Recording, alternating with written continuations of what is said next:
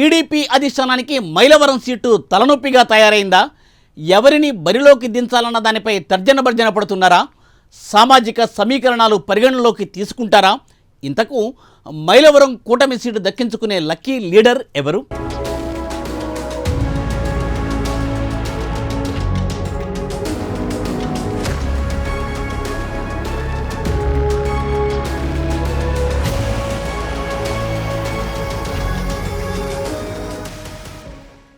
Mylavaram seat రచ్చ TDP అధిష్టానానికి పెద్ద తలనొప్పిగా మారింది. సీటు ఎవరికి కేటాయించాలనే అంశంపై తర్జన భర్జనలు పడుతున్నారు పార్టీ పెద్దలు.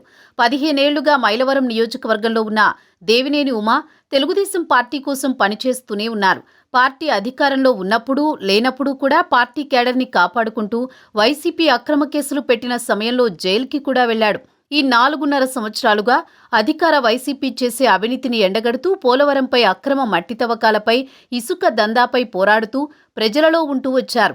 సొంత పార్టీలో బొమ్మసాని సుబ్బారావుతో విభేదాలు వచ్చినా కేడర్ ఎటూ పోకుండా కాపాడుకుంటూ ఇటు జన సైనికులను, జనసేన నాయకుడు అక్కల గాంధీని కలుపుకుంటూ వైసీపీ అసమ్మతి వర్గాన్ని కలుపుకుంటూ గెలిపే ప్రధాన లక్ష్యంగా ముందుకు సాగుతున్నారు. గ్రామ గ్రామాన ఎప్పటికప్పుడు పర్యటనలు చేస్తూ ప్రజలకు మరింత చేరువ అయ్యారు.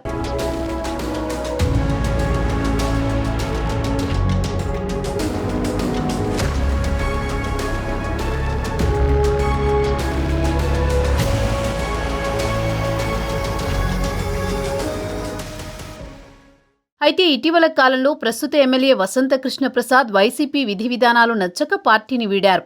ఆయన టీడీపీ కండువా కప్పుకుంటారనే ప్రచారం జోరుగా సాగుతోంది. ఒకవేళ టీడీపీ కండువా కప్పుకుంటే వసంత కృష్ణప్రసాద్ ఎక్కడి నుండి పోటీ చేస్తారని ఎదురుచూస్తున్నారు. గుంటూరు వెస్ట్ అని, పెనమలూరు అని, లేదు మైలవరం అని సోషల్ మీడియా వేదికగా రూమర్స్ నడుస్తున్నాయి. నిజంగా వసంత మైలవరం నుండి పోటీ చేస్తే గెలిచే అవకాశాలు ఉన్నాయనే చర్చ కూడా వస్తోంది. వైసీపీని వీడడానికి ముఖ్య కారణం జోగి రమేష్. జోగి రమేష్ మైలవరం నియోజకవర్గ స్థానికుడు. వసంత పార్టీని వీడిన మరుసటి రోజే తన బీసీ సామాజిక వర్గానికి చెందిన వ్యక్తి సిర్నాల తిరుపతిరావును అధిష్టానంతో మాట్లాడి అభ్యర్థిగా ప్రకటించారు. వసంత అధికార పార్టీలో కొనసాగినప్పుడే జోగి వర్గం తనని అడ్డుకుంటున్నారని, తన పని తనని చేసుకోనివ్వడం లేదని పలుమార్లు జగన్కి మొరపెట్టుకున్నారు. మరోపక్క తలసిల రఘురాం జగన్కి వినయ విధేయుడు. జగన్ను కాదని ఏమీ చేయడు. తలసిల వర్గం వసంత మీద గుర్రుగానే ఉంది. 4.5 ఏళ్లలో టీడీపీ కార్యకర్తలను ఇబ్బందులకు గురిచేసి వసంత కృష్ణప్రసాద్ పలు కేసులు పెట్టించాడని విమర్శలు ఉన్నాయి. అంటే వసంత కృష్ణప్రసాద్కి మైలవరంలో గెలవాలి అంటే కత్తి మీద సాము అని చెప్పవచ్చు. అదే పెనమలూరు వెళితే జోగి రమేష్ మీద వసంత కృష్ణప్రసాద్ గెలిచే అవకాశాలు ఎక్కువగా ఉన్నాయని రాజకీయ విశ్లేషకులు చెబుతున్నారు. అటు బోడే ప్రసాద్ వర్గం కానీ, కొలుసు పార్థసారథి వర్గం కానీ వసంతకి మద్దతు ఇస్తుంది.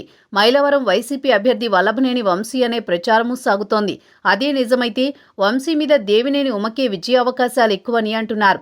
కొంతమంది సోషల్ మీడియాలో మైలవరం సీటు వసంతకు అని ప్రచారం చేసినా, ఇటు మీడియా ముందు సీటు నాదే అని ఉమా చెప్పకపోయినా మైలవరంలో దేవినేని ఉమామహేశ్వరరావు గెలుపు ఖాయమని రాజకీయ విశ్లేషకులు అభిప్రాయం వ్యక్తం చేస్తున్నారు. చూడాలి మరి మైలవరం రాజకీయం ఏ మలుపు తిరుగుతుందో అన్నది.